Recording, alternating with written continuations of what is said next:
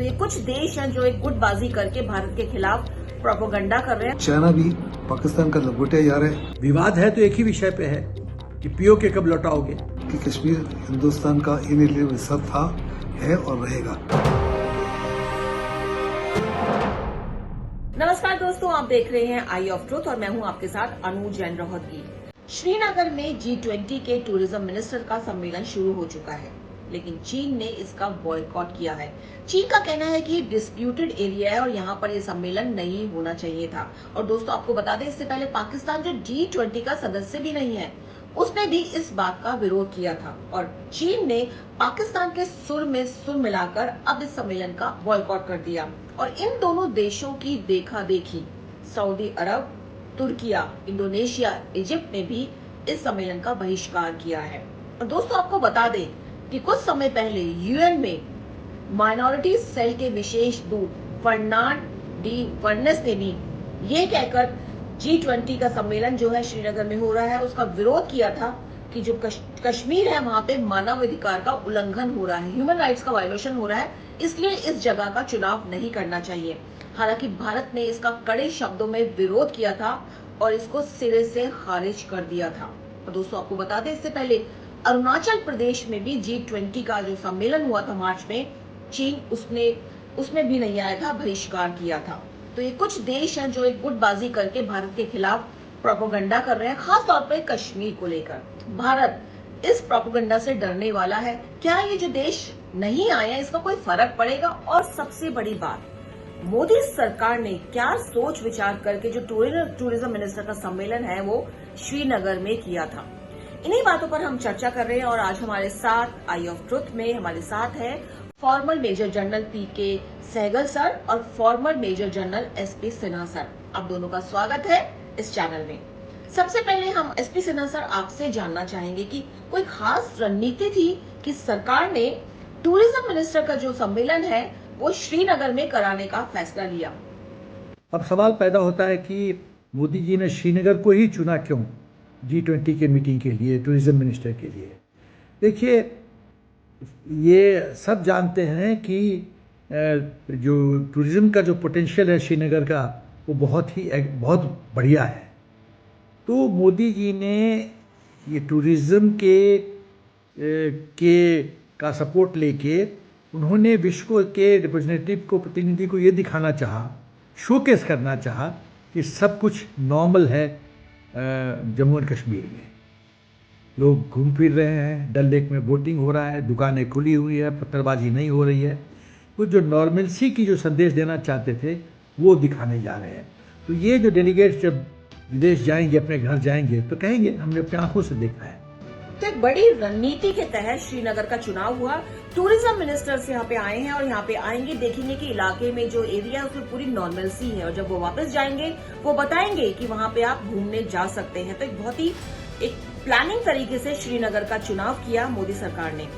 PK Sahgal sir, ये बात बहुत इंपॉर्टेंट है कि एक रणनीति बनाकर बाकायदा श्रीनगर का चुनाव हुआ है और टूरिज्म मिनिस्टर की जो बैठक है उसके लिए। तो आपको भी लगता है कि खास तौर पे ये जगह का चुनाव इसलिए किया कि एक विश्व में जो एक मैसेज जाए कि कश्मीर में, श्रीनगर में सब कुछ सेफ है, यहाँ पे टूरिस्ट आ सकते हैं, घूम सकते हैं। जहाँ तक G20 की मीट का ताल्लुक है, ये हिंदुस्तान का प्योरली इंटरनल इशू है और अपने इंटरनल इशू को निगाह में रखते हुए पहली आर्टिकल 370 हटाने के बाद में सबसे बड़ी इंटरनेशनल मीट श्रीनगर में की जा रही है, बड़े पैमाने पर वहाँ पे टूरिज्म को प्रमोट करने के लिए। हम साफ तौर पे दुनिया को दर्शाना चाहते हैं कि वहाँ पे जो है हालात बहुत इम्प्रूव हो चुके हैं और टूरिज्म के लिए और बिजनेस के लिए बहुत आलीशान अपॉर्चुनिटीज़ है जिसका दुनिया फ़ायदा उठाए।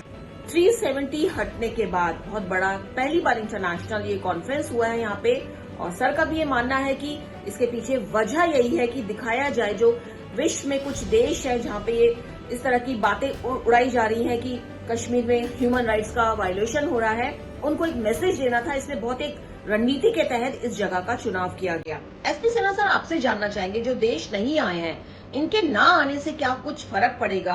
और जो पाकिस्तान जो प्रोपेगेंडा कर रहा है और अपने साथ और देशों को भी इसने मिला रखा है और खुद सब मिल करके जो भारत के खिलाफ लगातार साजिश करते रहते हैं, खास तौर पे कश्मीर को लेकर कि यहाँ ह्यूमन राइट्स का वायलेशन हो रहा है, किस तरह से इससे निपटा जाए और पाकिस्तान को हमें क्या जवाब देना चाहिए? अब पाकिस्तान का एंगल आते हैं। पाकिस्तान ने बहुत चालाकी से प्रभावित किया सऊदी अरबिया को, टर्की को, चाइना को, इंडोनेशिया को और एक और देश को, 5 देशों को प्रभावित किया कि आप मीटिंग नहीं अटेंड कीजिए। सबसे बड़ी बात तो ये है कि जब पाकिस्तान G20 का सदस्य है ही नहीं तो उसका क्या मतलब है G20 पे टिप्पणी करने का। दूसरी बात है कि ये देश क्यों पाकिस्तान में सपोर्ट आके और उनकी बात, पाकिस्तान की बात मान गए, नहीं अटेंड करेंगे। उनके नहीं अटेंड करने से हिंदुस्तान को कोई फ़र्क नहीं पड़ता है, ना अटेंड करें, हमको कोई फ़र्क नहीं पड़ता है। तीसरी बात कि ये जो पाकिस्तान बार बार जो मुद्दा उठाता है कश्मीर का, तो कश्मीर तो महाराजा हरि सिंह ने इंस्ट्रूमेंट ऑफ एक्सेशन के तहत दिया था, तो ये तो हिंदुस्तान का हिस्सा है। जब प्रॉपर्टी हमारा है तो उस पर विवाद क्यों? जो पाकिस्तान बार बार कहता है कि विवादपूर्ण ये जगह है, जगह तो है ही नहीं विवादपूर्ण। विवाद है तो एक ही विषय पे है कि POK कब लौटाओगे। बाकी तो महाराजा हरि सिंह ने पूरा इंक्लूडिंग तिब्बत भी हमें दिया था। तो इसको इसने पूरे G20 के महत्व को हाईजैक करके उसको नेगेटिव मोड में डालने की पाकिस्तान ने पूरी तरह से कोशिश की, लेकिन वो विफल हो गया है। ये मीटिंग चल रही है और बहुत सही तरीके से चल रही है। मेरा ख्याल है पूर्ण रूप से हिंदुस्तान का जो उद्देश्य है वो सफल होगा। तो बहुत ही अच्छी बात यहाँ कही कि पाकिस्तान जो इसका सदस्य नहीं है उसका कोई लेना देना नहीं है इससे, और जो देश नहीं आए हैं उनके आने से कोई फर्क नहीं पड़ता है। और जो पाकिस्तानी राग अलाप रहा है, कश्मीर हमेशा से ही भारत का हिस्सा रहा है। इसको जो महाराजा थे उन्होंने भारत को ही दिया था। और असली जो मुद्दा है जो पाकिस्तान से भारत पूछ सकता है कि अब POK हमें कब दे रहे हैं, क्योंकि वो भारत का ही अंग है। बहुत बड़ी बात कही है यहाँ पे SP सिन्हा सर ने। PK सहगल सर, आपसे यहाँ जानना चाहेंगे कि चीन और पाकिस्तान की इतनी पट्टी क्यों है? पाकिस्तान ने सबसे पहले इसका विरोध शुरू किया था और फिर इसके पीछे पीछे चीन भी लग गया और इन दोनों देशों ने और कुछ देशों को भी अपने इन्फ्लुएंस में ले लिया। तो क्या कारण है कि चीन जो है पाकिस्तान की सुन लेता है? पाकिस्तान ये कहता है कि कश्मीर जो है विवादित क्षेत्र है। चाइना भी पाकिस्तान का लंगोटिया यार है, कहता है कि उनकी फ्रेंडशिप जो है higher than Himalayas and deeper than the ocean है, और उसको निगाह में रखते हुए चीन ने भी उसका विरोध किया, वहाँ हिस्सा नहीं लेगा।